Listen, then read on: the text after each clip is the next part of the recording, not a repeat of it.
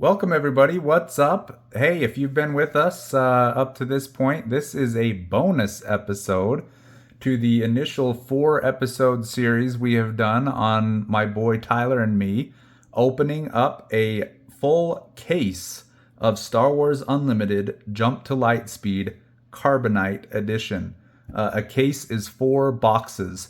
These cases retail, I think, for about $1,000. $250 per box. Each individual pack, there's 12 booster packs in these boxes. Each pack retails for $25, as opposed to the $5 that your standard booster pack would set you back. So with that in mind, I'm going to take you through a few things today. One being the value that we realized out of the boxes and the case that we purchased. Did we make our money back? Did we end up underwater? Stay tuned to find out there. I'm also going to do a little bit more than that in this wrap-up episode. As we crunch the numbers, I want to take you through kind of the variety and the variation of cards that you see in these Carbonite booster packs. So I'm going to start by taking you through kind of what you'll expect to find in each pack, what the different variations of the cards are, what they look like, how to recognize them, because we were just figuring all this out as we went along. So for anybody just starting out, hopefully that's useful information for you. For anybody looking to invest into this, we'll give you some numbers to decide whether or not it's worth your effort and expense there. For those that are just looking to have a good time and learn a little bit more about the distribution and what you find in these boxes and cases, stay tuned. We're going to walk through it all. So let's jump right into it. What can you expect when you purchase a booster pack or a box of Star Wars Unlimited Carbonite Edition? The distribution of cards, at least the type of cards, the variants of cards, is fixed in every pack. You will always pull a leader as the first card in that pack. Those leaders come in one of 2 varieties. We were fortunate enough that we pulled 2 showcase leaders in the packs that we pulled, one being Luke Skywalker and the other being this Major Von Reg. Pretty cool cards. The showcase are full art, and they have a foil background to them. Let me show you just the difference between the hyperspace leader, like the Luke Skywalker here on the right, and the showcase Luke Skywalker there on the left. Similarly, the hyperspace Major Von Reg here on the right, and the showcase Major Von Reg here on the left. Next in a pack, you are guaranteed to have 7 foil cards. I'm going to show you the difference between the foil, the hyperspace, and the hyperspace foil using the same card for each of these, just to kind of break down what you're going to see as you open your packs. Foil Hondo Ohnaka, right? Regular card, full black border. You'll notice though on each of these variants, I'm going to show you this number in the bottom right corner is going to be different. This one's 554. Legendary Hondo Ohnaka, you see the foil. Those are your 7 foil cards that you're going to pull. The next type of card that you're going to pull are the hyperspace. And you can see that by kind of the no black border. It's a full art and kind of that hyperspace flying through space stars around the full card. This one, no foil. You'll notice the number here, 318, okay? And finally, the last one I'm going to show you, hyperspace foil. Notice the difference there, 790. Same look and feel of the card, but this one's got the foil, right? Those are the different varieties that you will see. The final variety or type of card that you are going to get one of in every pack is the Prestige. The Prestige, what we learned going through this case is that for Jump to Lightspeed expansion set, every one of your Prestige cards was a spaceship. That's kind of the theme of this set. So I would assume that in other sets, there's going to be some kind of a theme along the lines of the Prestige cards that you're able to pull. There are different tiers, 3 different tiers of Prestige cards that you can pull in these packs. Tier 1 is your standard, and I'll show you an example here, is your standard non-foil but full art view. This is the Ghost, for example. Notice the number there, 1020, right? Tier 2 Prestige is the same, but this time with foil, okay? Notice the number, 1056, 1020, right? Different versions of the same card. This one's a Tier 1 Prestige. The one on the right is your Tier 2 Prestige because of the foil. Tier 3 Prestige, again, is going to have a separate identifier on the bottom. It is going to look very similar to the Tier 2 Prestige, the foil, but it's going to have a serial number. For example, 25 out of 250. They only make so many of those, and they are the most rare of the Prestige and the cards that you can pull. We did not get any Prestige in the distribution that we pulled, but we ended up with quite a few, both Tier 1 and Tier 2 Prestige across the mix. So let's jump into the numbers and breakdown of what we pulled and how we ended up doing across our boxes and packs. All right, as I mentioned, we opened 4 boxes, an entire case of Jump to Lightspeed. Had a great time doing this.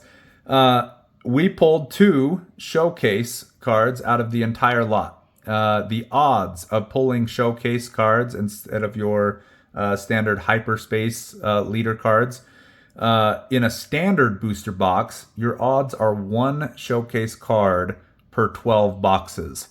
They've boosted the odds significantly for the Carbonite boxes. I'll paste a link here, but on Star Wars Unlimited's website, there's a blog post where they break down the odds and say that you will get 1 showcase card on average in about every 2 to 3 boxes. We did pretty good. We got 2 out of 4. Beat the odds a little bit, if you will there. Prestige cards, again, you're guaranteed 1 prestige card per pack.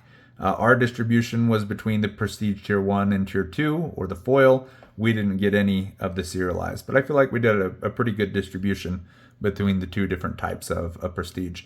The other thing that I tracked as we were going through the boxes was our pull rate on legendary cards. It's random.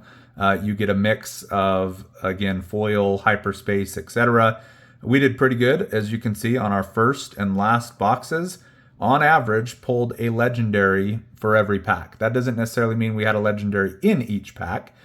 Some packs had 2, maybe 3. Others had none. But on average, we pulled a legendary in every pack. And if you balance that across here, pretty close to having 1 legendary per pack across the entire case. So that was kind of fun. What I want to touch on now real quick is this mess that you see on the right-hand side. Let me give you a little bit cleaner view of this. This is the distribution or the uniqueness of cards across the boxes and the entire case that we worked our way through. So box 1, 2, 3, 4. In box 1, we only pulled 1 card. It was a Admiral Akbar, a leader card that was a duplicate in the entire box. Now, that being said, just like I showed you these Hondo Onakas before, I think we actually pulled all 3 of these Hondos in box 1, right? But I'm counting them as unique because they are different varieties or variants of the same card. A standard foil, a hyperspace, and your hyperspace foil. So when I say unique cards, I don't just mean the details and the name of the card. I mean the specific variant of the card, okay?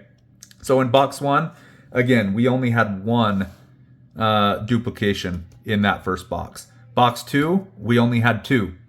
Box 3, we had 5 cards that were non-unique, if you will, or duplicates in that box. By the time we got back to box 4, again, the box by itself, only 1 duplicate card in the entire box. Now, obviously, as you open more boxes across the boxes, that's what this second row is illustrating, is how unique did we stay across the entire case. By the time we opened the second box, we had opened 384 cards at that point. 345 of those were unique, or pretty close to 90% stayed unique. By the end, by the time we opened that 4th box, we were still 70% unique on the cards that we had pulled across the entire stack. Now, altogether, I think there are somewhere around, I think 1,124 cards in the entire set that you can pull. And that's across all of the different varieties. There I have 1,122 card variants. This includes the base set, the hyperspace variants, the foils, the hyperspace foils, showcase, prestige, etc. So we were well on our way, 70% unique across the case. So if you're looking to buy a case or if you're looking to buy individual boxes, I guarantee if you bought boxes outside of the same case, you're going to see probably a bit more duplication than you would within boxes that are within the same case. So anyway, something to consider as you're trying to go after sets, which is a lot of what I like to do. I like to chase sets. Chasing sets is not always the most lucrative thing to do if that's what you're after. Sometimes sets sell really well. Other times unique individual singles will sell better. The reason being, and often it's when you have higher value sets overall, often people are more interested in only buying the individual cards that they need to complete their sets. And in that case, usually those individual cards are going to fetch a premium as opposed to being bundled in an entire set. So, but do what you will. Make sure you're having fun with it either way. That's the primary driver for me. So hopefully you can have fun, whether you're chasing sets or going after singles or playing the game, collecting, whatever it be. I love to chase sets, as you can see here. Quick breakdown of how we did across our sets. If you were with us for the beginning of episode 4, where we broke down kind of the distribution or details of what we pulled out of box 3, we were well on our way in the foils to have a complete set or near complete set after opening box 4. But if you see here, so we had 202 out of the 262 cards required to complete the foil set, right? We only pulled 6 additional unique cards. Every other card that was a foil was a duplication of what we already had. So we did not make very much progress toward completing that set by the time we were open box 4. Little bummed there. We did make a little bit more headway in the hyperspace set. We're 83% complete there, nearly 80% on the foils. Perhaps the biggest bummer out of that 4th box was if you look at the prestige, we had 20 unique prestige by the end of box 3, and we had 20 unique prestige by the end of box 4. We made no progress on getting any closer to that set by opening this 4th box. We pulled a few extra of the foils, so that was encouraging. But again, fun nonetheless. So as you can see across a case, you're not likely to complete any of the sets within the jump to Lightspeed or subsequent sets that will come up. You'll get well on your way, but you'll have to do some individual purchasing, trading, etc. in order to fill out those sets if that's what you're after. Let's pivot now to the financials, crunching the numbers, okay? Let me pull up a spreadsheet and I'll walk you through kind of what we paid, the value that we pulled out of each box, and how it worked out for us in the end. All right, so here's the data that I was tracking as we were opening each of the 4 boxes in our case. Obviously the set number and name of the cards to keep us organized, but more so specifically what we were interested in were the different variants of each card, right? Foil, hyperspace, prestige, etc. Let me scroll back down as we opened the boxes. I just tracked in box 1, we got 1 of these guys, no duplicates across the set.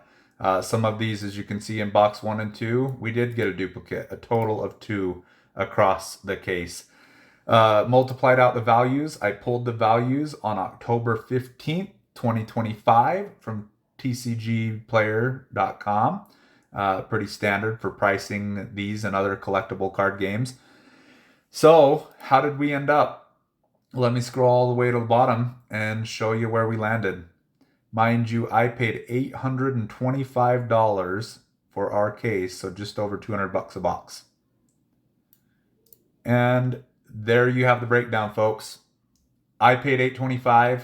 The value of everything we pulled as of today, $830.04.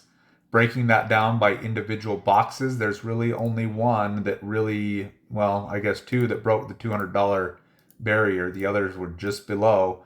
This first box is the one that we pulled, the Luke Skywalker Showcase.